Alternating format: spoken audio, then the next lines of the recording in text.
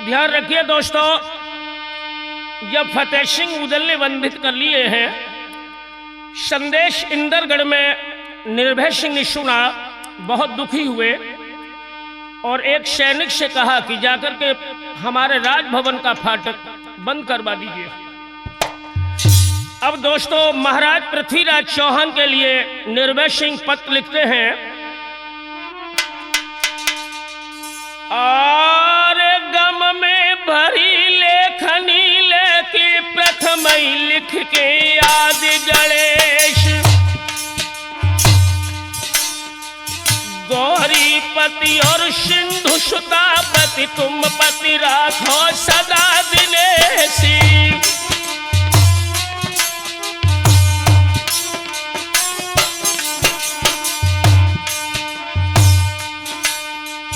धर्मवीर रणधीर बहादुर भुजबल विश्वर पुन के काली नीति प्रवीणा दोष विहीना बैर नगर बहरण तत्काली।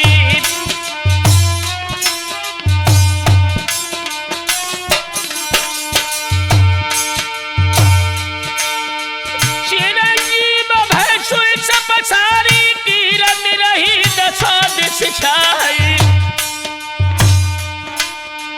तुम कुल दीपक वीर बाकुड़े कुल की लाज राखियो आई।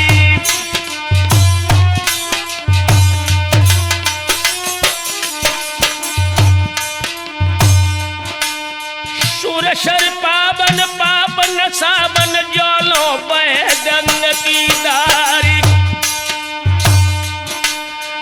उगली दिनेश दलो नभ मंडल तब लग कीरत चले तुम्हारी।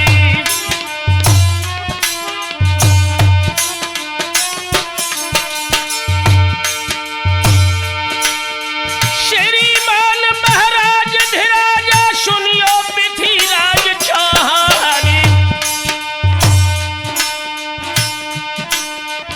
इंदरगढ़ के मैदानन में मचरो महाघोर घमशानी।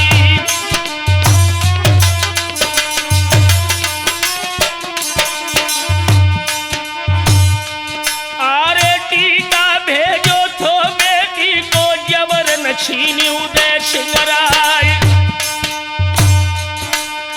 देवा मंत्री बना फरन कोता को टीका लो चढ़ाई।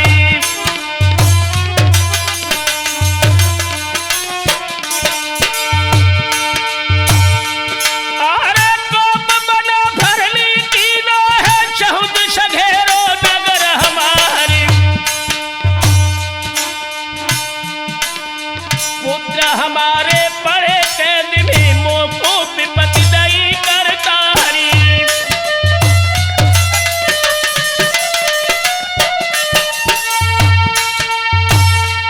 आरे डोला मांगत ही बेटी को मौका देख दो न जाए थोड़ी लिखी बहुत कर मानो आएगे मेरी करो सहाय।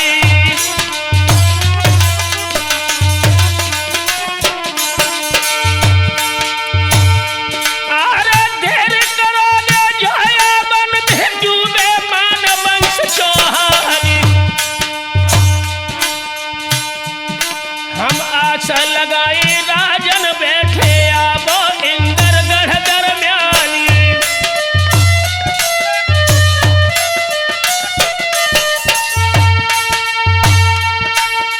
बंदल फाफा में खतगर के ऊपर सील मोहर दई मारी। आरे दशकत की ने निर्भय सिंह ने हरकारा तू दई गहाई।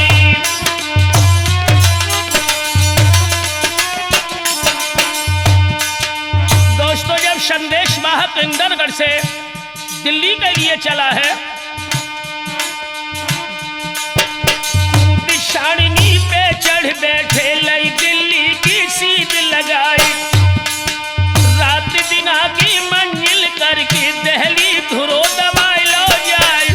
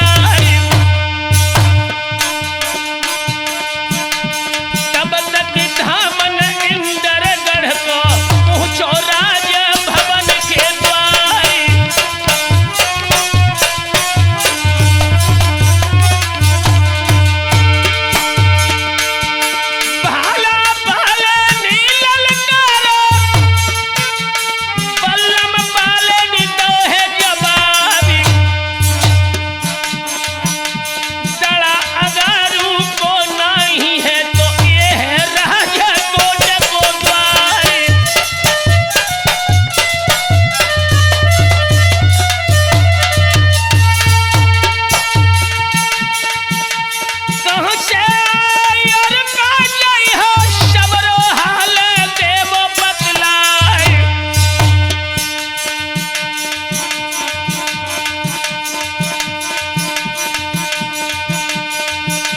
हम आए ही तो इंद्रगढ़ से मोय पृथ्वी से देव मिलाए।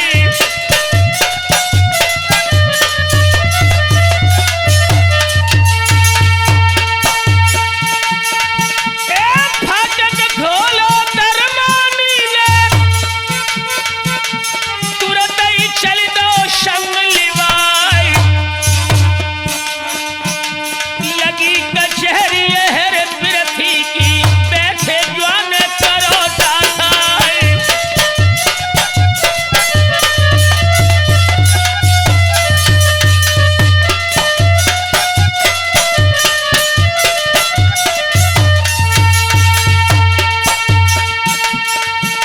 पृथ्वी राज गद्दी पे बैठे मानव भूप है पुरंदर राय। बान शरासन सन्मुख उड़ को दहिनी ओर नगिनी तलवार।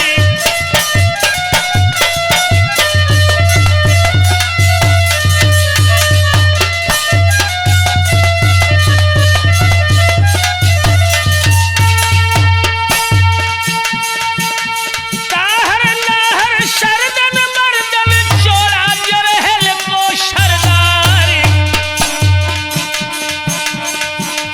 धातु धवल डटे बंगला में कर में खौला दी तलवार।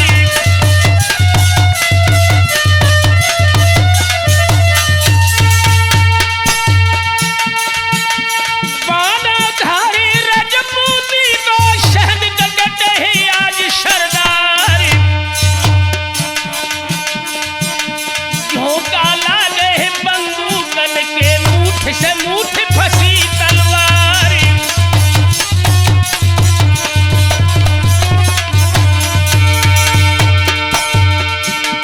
इंद्र सभा सम लगी कचहरी गहरी मसल नरेशन क्यारी। चंद्र कवि दहने दिस बैठे अगुआ कार पिखौरा क्यारी।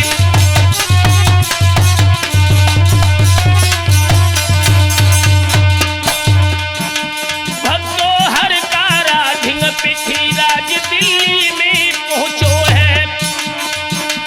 भक्तो हर कारा पृथ्वी की सभा में हाय हाय पहुंचो है।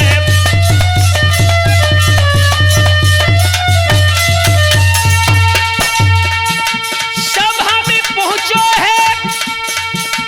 भक्तों सभा में पहुंचो है। अब तो हर कारा पृथ्वी की सभा में बढ़ के पहुंचो है।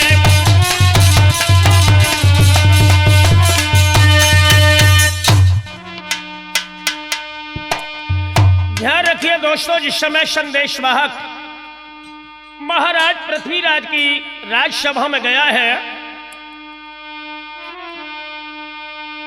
और नजरी घूम गई शब्द भेद की।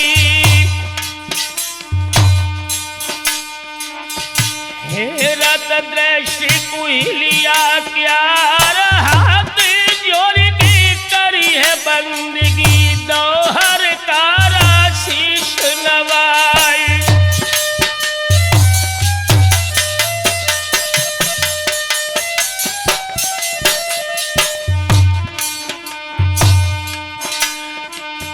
करी जुहार अदब से बढ़ के जो कछु राजन के व्यवहार लेके पाती हर कारा ने और पृथ्वी को गई थी गहाई।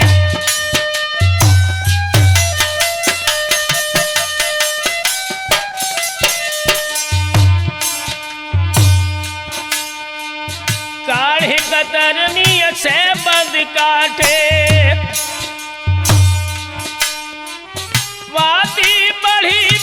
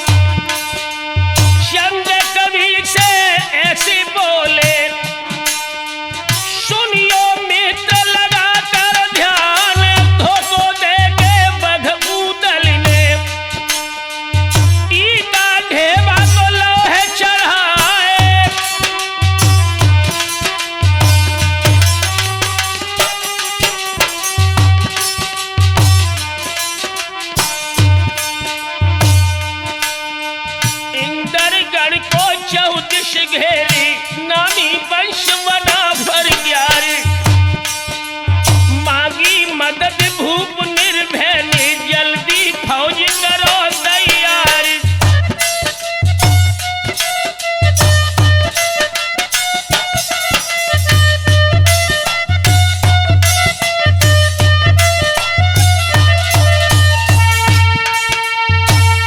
डबल बिबुल अर बजो अलार्म हलचल परी फौज में जाए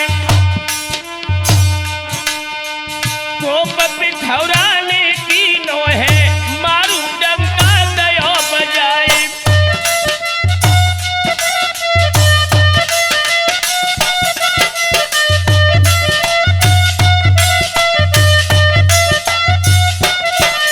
दोस्तों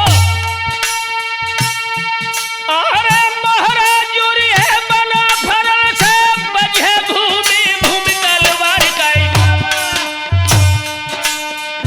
ये तने राजा महते जीते शबने बाधिले हथियारी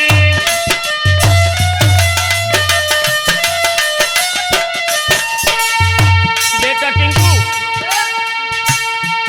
अरे फिर संतरी गली गलन में सड़कन डोली रहे कुतवाल काई ए हो बे चढ़ाई इंदरगढ़ पे कर में गहो सिरोही ढाली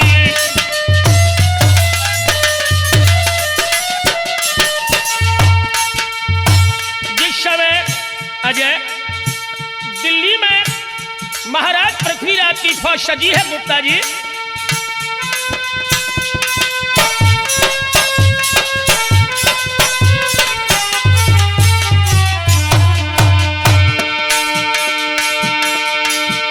सूर की नारी हसती डाले पहलम कमर कसो हथियार हो बे चढ़ाई बना फरन पे बजे घूमे भूमि तलवार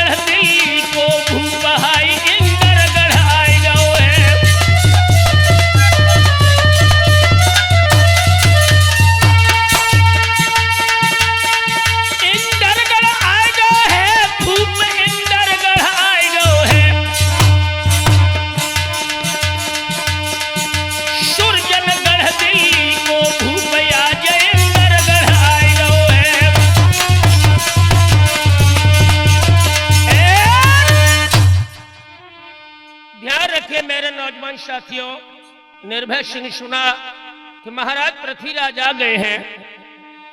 अब महाराज निर्भय सिंह पृथ्वीराज से मिलने को चले हैं।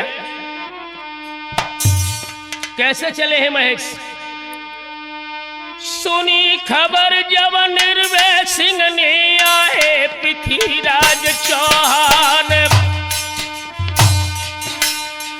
हुए के मुदित भूपयन अपने साजन लगे वीर बलवानी।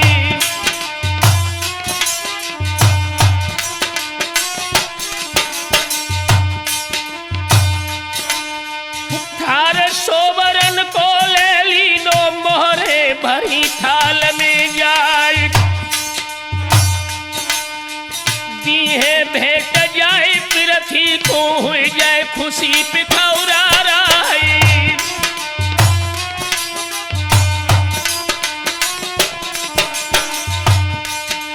ज्ञान 500 को सजवाओ राजा हाथी पे भव सवारी। अरे पूछ कर दो इंद्रगढ़ से पूछे राज शिविर में जाए।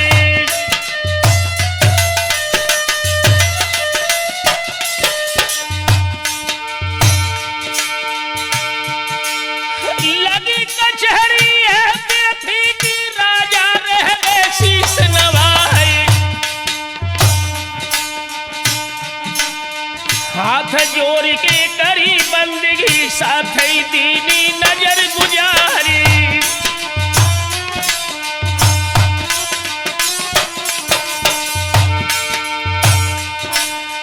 आगे बढ़ के पृथ्वीराज ने राजा छाती से लय लगाई।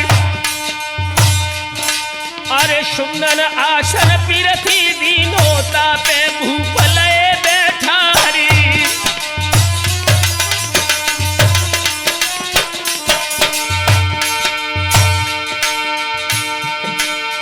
हिलकी भर भैसिन बोले श्री महाराज धनी चौहानी। अरे धूल में इज्जत मेरी मिल गई, जबरन टीका लो छिनाई।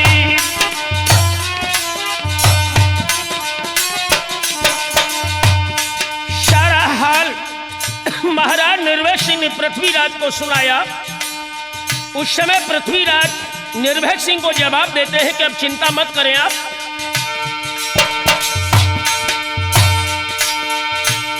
आरे हंस के पृथ्वी बोलन लागे, राजन सोच देव बिसराई। 9 लाख चढ़ो चौहानी, शंका जिन्हीं काल की नाई।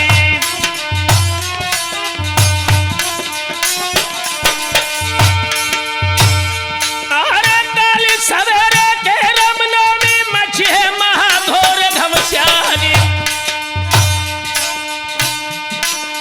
अब तुम जाबो इंद्रगढ़ को, हम है अग्निवंश चौहानी।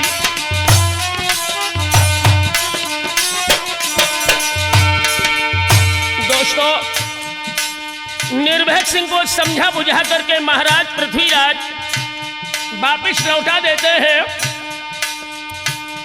सूर्योदय होते ही महाराज पृथ्वीराज ने अपनी राजसभा बुलवाई है।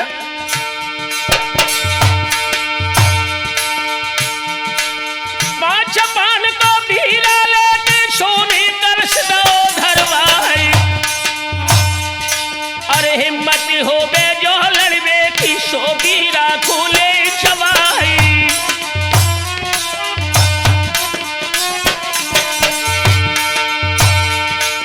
समर भयंकर महाभारत सोकर है गोप बना भर रहा है।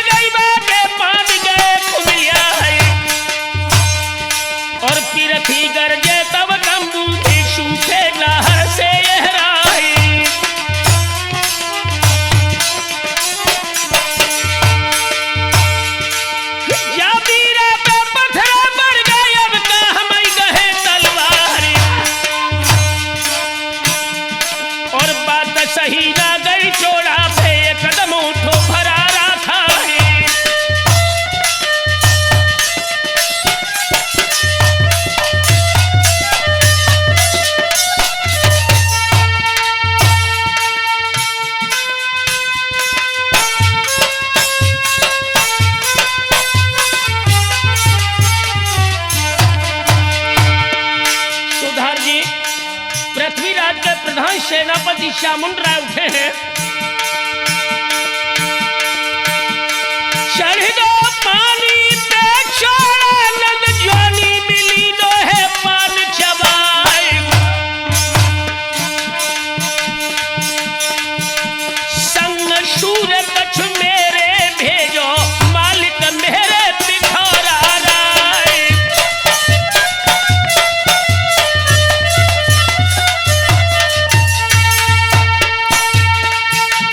पृथ्वीराज बोले जो मर्जी ले जाओ छाट की मेरे नेक नहीं है नकार।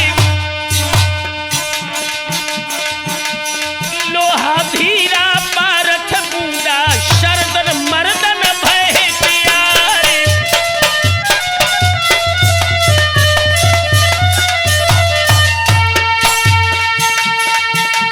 चले शूर में सज दिल्ली के निज निज वाहन पेरे सवार। समर भूमि के मैदानन में चोड़ा जैते खम्मद गारी।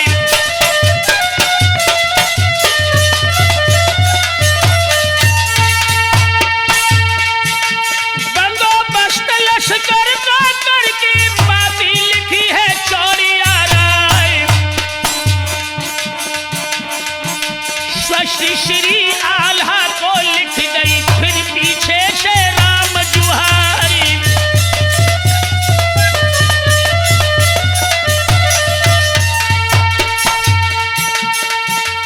आगे हाल लिखो चौड़ा ने श्री महाराज बना फर किया।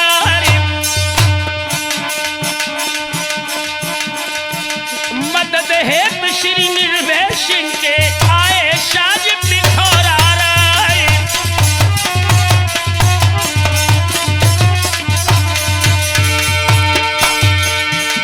दल 9 लाख चढ़ा चाहानी फेंके मुट्ठी मुट्ठी भर छार।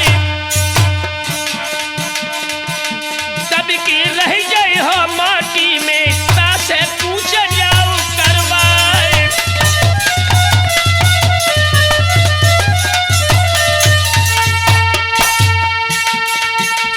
इच्छा होवे जूझ करन की तो मत देर लगइयो आए। बंद लिफाफा में खत करके हर कारा को दो है गहाई।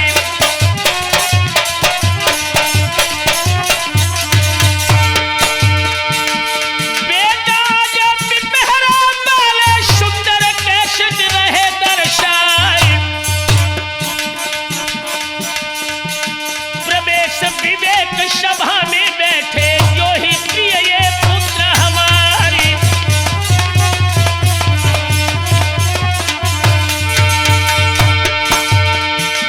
टिंकू लला ड्राइवर बैठो संग में आए श्री सुधारी। राहुल और महेश डटे ही है नीलेश कुमार अगारी।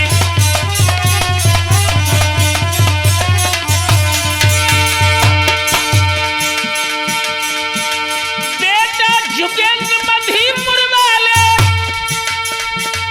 बैठे मंद मंद मुझिया। गुप्ता जी को कैसेट भरते हैं सूरजन छंदपुर है सुनाए।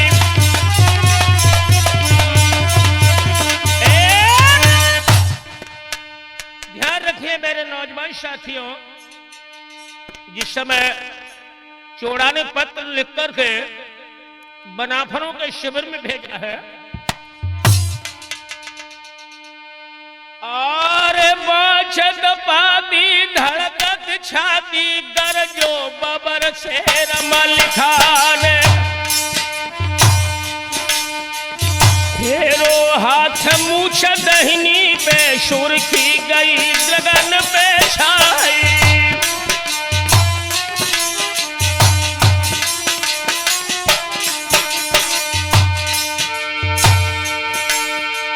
फौजी सज गई सब महुबे की डंका समर दौत बजवाई गई।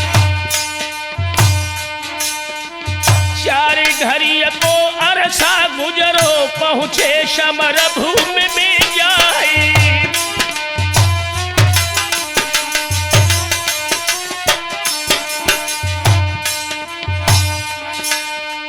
दो ओर से मूर्छा बंदी रणबीरन ने दई कराई। दोनों ओर बढ़े दोनों दल पहुँचे रण खेतन में जाए।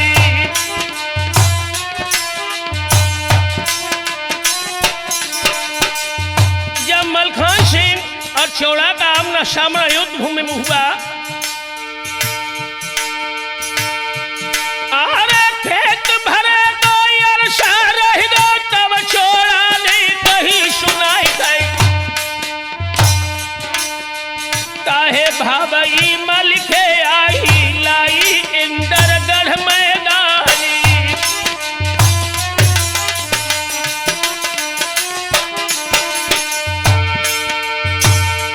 अरे भजन रपई हमारे जय हम बचे महाघोर घमसाली गए। अरे चुपता लौटे जाओ सिरसा को सीमा खाली देव करवाई।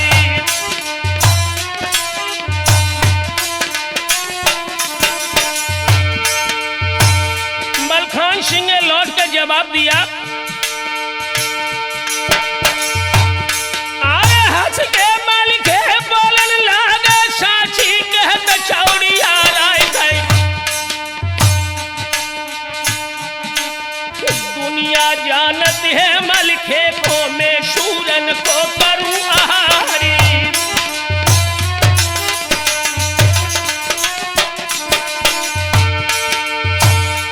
अरे रोम रोम से गोली लगे मारे हाड़ हाड़ तलवारी। जानो शीश रहे कंधा पे बजे खेतन में तलवारी।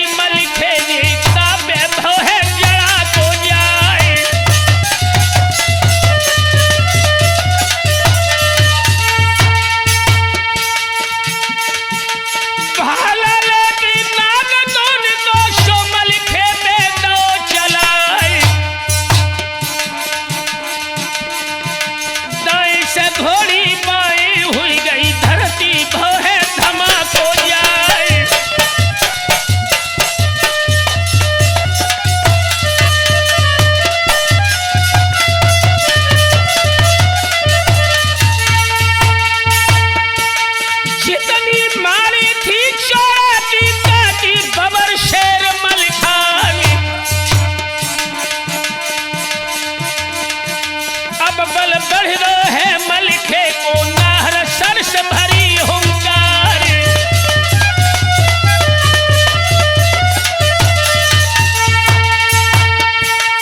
आकर की दंड क्रोध में मलखे नैनन लाली रही है छाई। हाथ पहुंच गो है तेगा पे हुई गो रूप काल उन्हारी।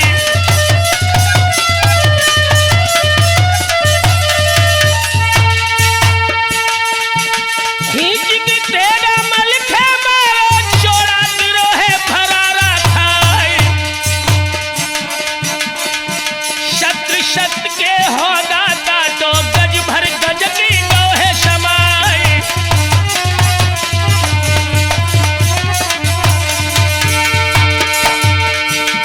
हाथी भाज गो चोरा तो जीते झंग मल्हारे राय। फौजी भाज गई दिल्ली की सुनियो मर्दो ध्यान लगाए।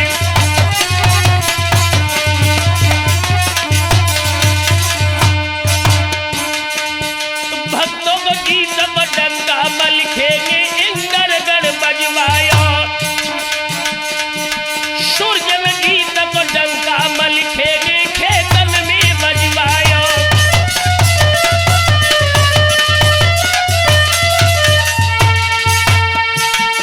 खेतन में बजवाया मलखे खेतन में बजवाया। भक्तों गीत को डंका मलखे ने खेतन में बजवाया।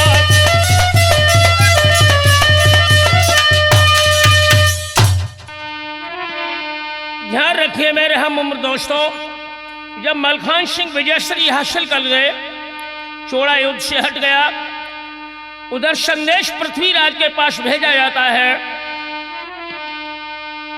एक हर कारा भाजत आबे श्री महाराज धनी चौहान।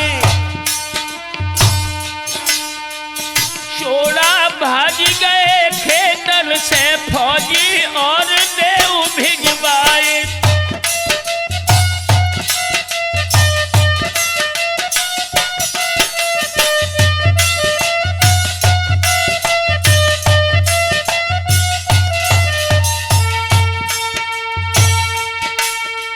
हाल सुनो जब रण खेतन को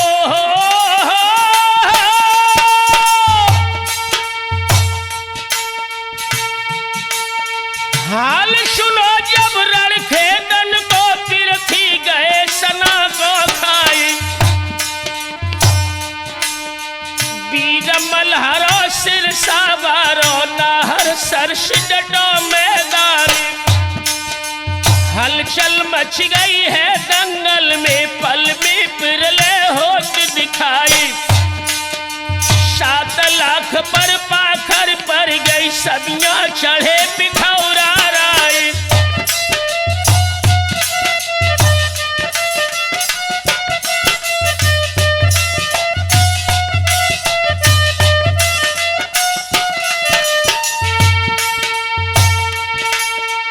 उन्हें फौजी इंदरगढ़ की निर्भय सिंह रहे सजवाए। इन्हें फौजी गढ़ कनबज की 16 खनने लई सजाए। दोनों ओर से जब दल उमड़े रण में रही घटा सी छाई। बंदोबस्त लश्कर को करके अब गज बढ़ो पिठौरा ग्यारी।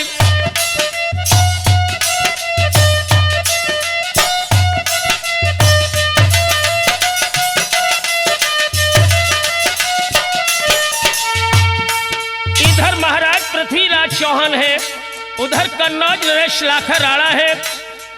आमना सामना दोस्तों जब रणभूमि में हुआ,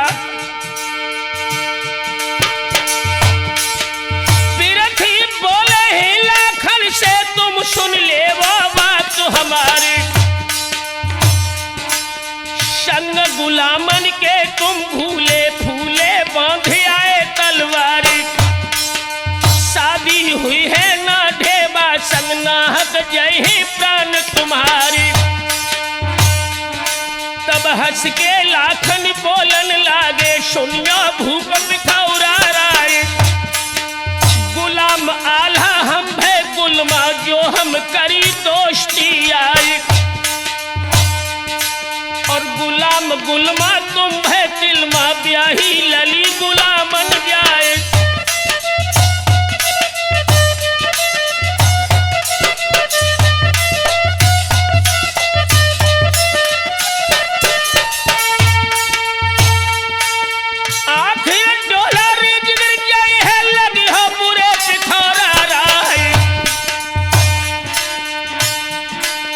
इतनी सुन के पृथ्वीराज ने और गज गोल मिलाए जाए।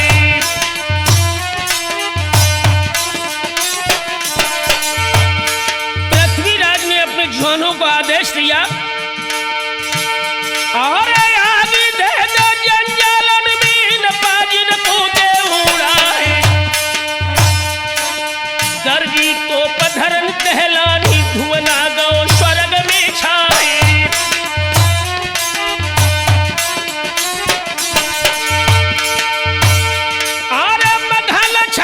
धर धर गर्जे गर्जे शूरव माहे खाए। और जहाती के गोला लागे, रण में बिटिया सो गिर जाए।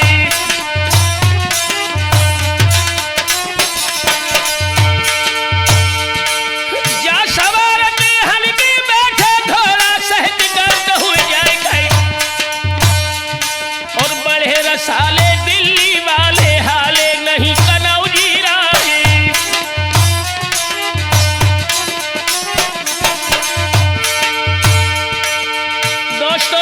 घनघोर हुआ। लाकर राणा पृथ्वीराज के मध्य में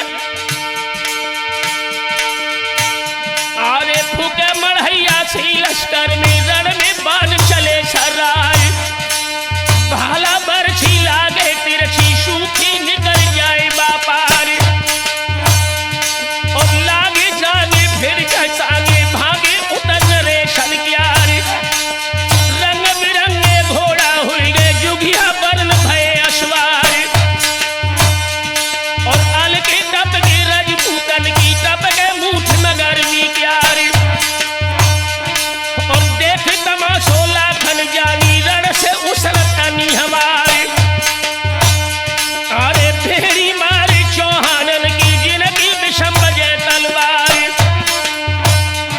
और आति भयंकर हाथी अजगर, तापे गर्ज रहे चौहान। पृथ्वीराज के बाण गाज से, और गोली पे दे निशान।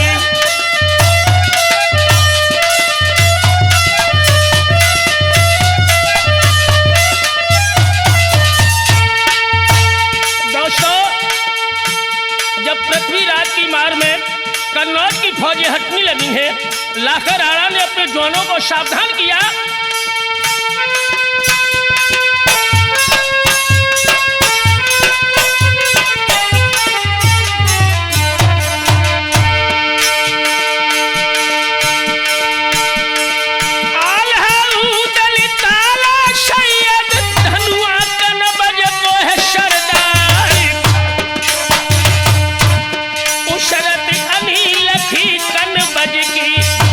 सिंह है सिरसवा प्यारी।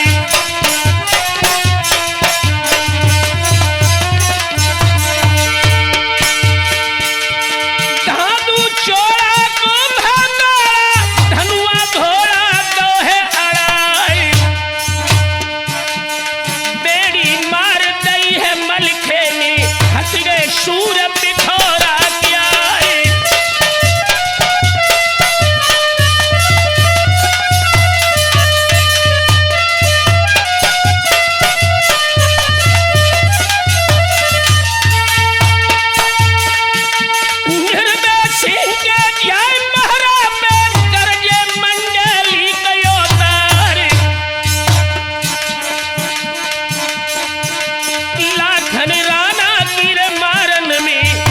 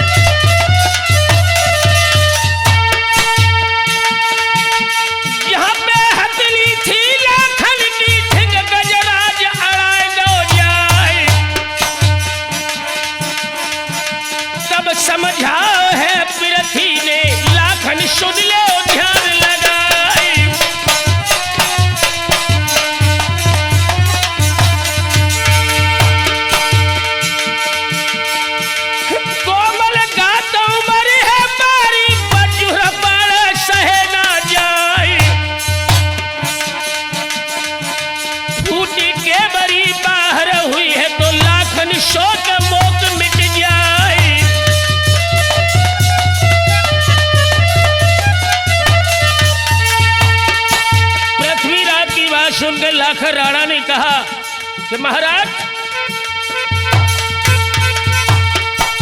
अरुणधीन तो भय लाखन के राजन सुन ले ध्यान लगाए। छोटे मोटे जब लख पई हो जब मैदान बजे तलवार।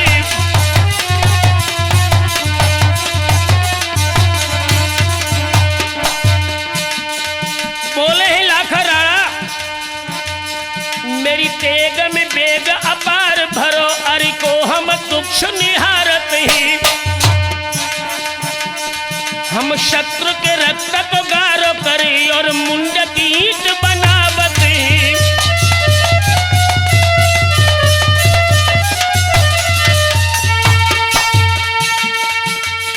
भुज काट के सिंधु को पाट दी है। हम भेष कपीश को धारत हैं। चैतन्य कहे गिरछार करे कर चक्र कराल उठावत हैं।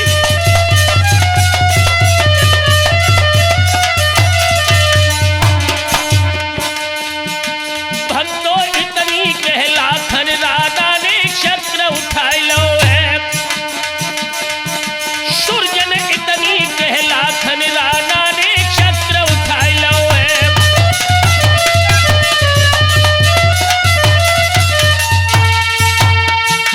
चक्र उठाई लो है कि कर्मी चक्र उठाई लो है। अजय तो इतनी कह लाखन राणा ने चक्र उठाई लो है।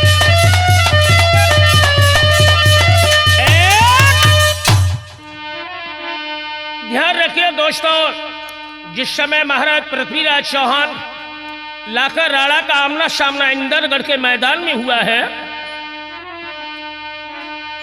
अरे बान सरासन कर में साधो लाखन छाती दई अड़ाई।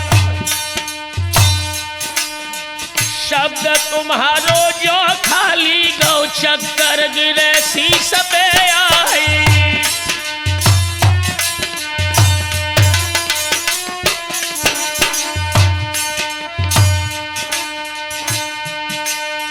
एक हाथ से ढाल संहारी दूजे चक्र गहो सर्राई। शब्द खींच के बिरखी रह गए चक्कर साधिक नवजीराई।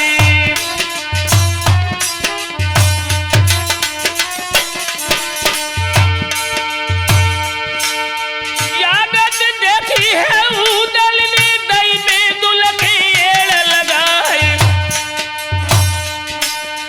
पृथ्वीराज के जाय होदा में घोड़ा गिरो बाज सो जाए।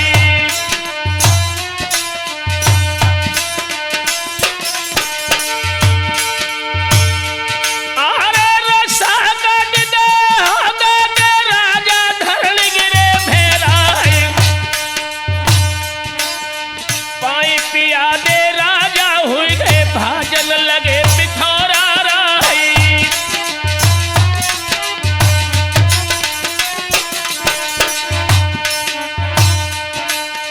आदि भयंकर के बढ़ टक्कर बिजराशिन ने दई लगाई।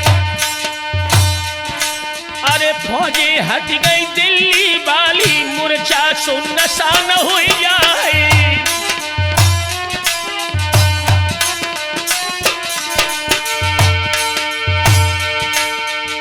वीर राजा इंदरगढ़ के लड़ रहे समर भूमि मैदान गए।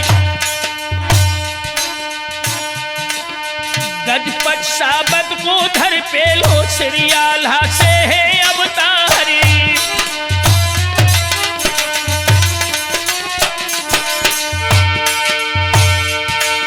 सागर फेरी पट साबत ने होना खींच धरन लौटारी। अरे भागन लागे इंदरगढ़ के आल्हा के दिले करवाई।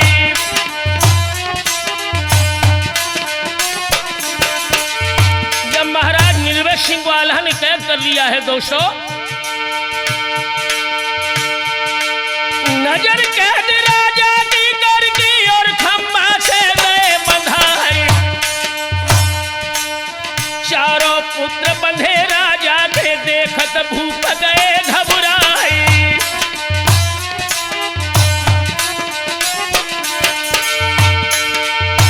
बोले हैं निर्भय सिंह आल्हा से, बड़े लड़ैया तुम सब भैया, अब हम जान लई मनवाए। अरे कैदी छोड़ दे मेरे बेटन की, भामर साथ दिए डरवाए।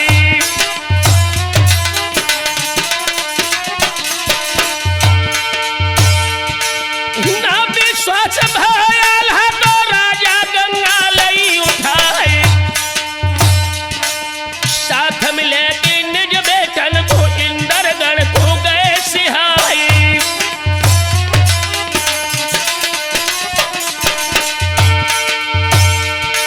सवरे लौट भवन को आए, करने लगे ब्याह के कार्य।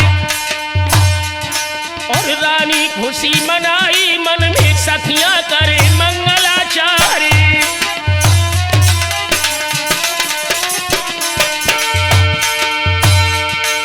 तेल पिलाई मेघ जोग भेजे से देश रीत व्यवहार। और खबर पठाई दूल्हा भेजो भोरी, राज ले उडरवाए।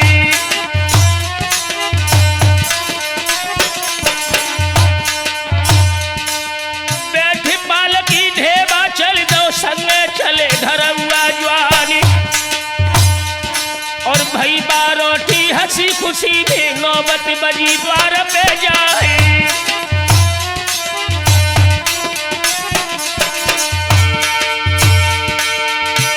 और चली पालकी जब आगे तो पहुंची राज भवन में जाए। और धन्य भाग्य है बहुपति के, जाको मिलो सबल भरतारे।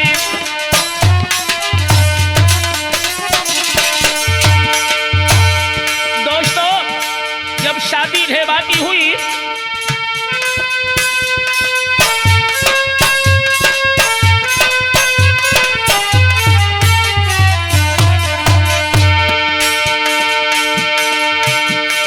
कन्यादान लहे राजा ने, सब विधि प्रेमा भाव दर्शाए। कर दई खबरे जाए रानी से, बिटिया काले सासुरे जाए।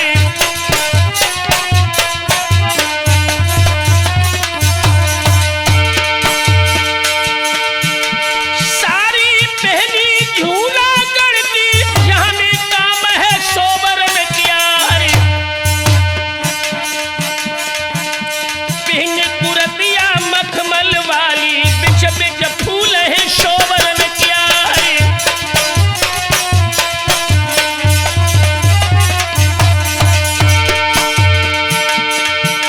सवरन बास निकल हुई रोवे, ससुरे जाती है लली हमारी। गोद उठाओ है बेटी को, और पलक ही में दो बिठारी।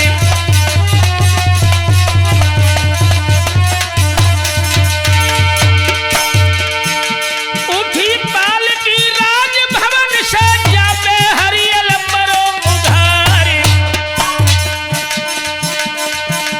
डोला पहुंच गो रिजगिर में, घर घर भय मंगलाचारी।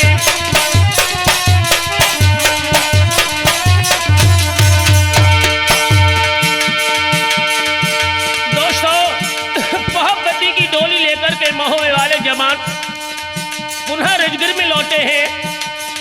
आगामी प्रोग्राम हमारा अजय केसरी के माध्यम से कंपिलगढ़ का संग्राम बहुत जल्दी आने वाला है। आप इसमें सुनेंगे कि महाराज प्रथम को फूल सिंह ने कैसे कैद किया था, और प्रथम के पुत्र महाराज नल ने किस तरह कंपिलगढ़ से जाकर अपने पिता को छुड़वाया था।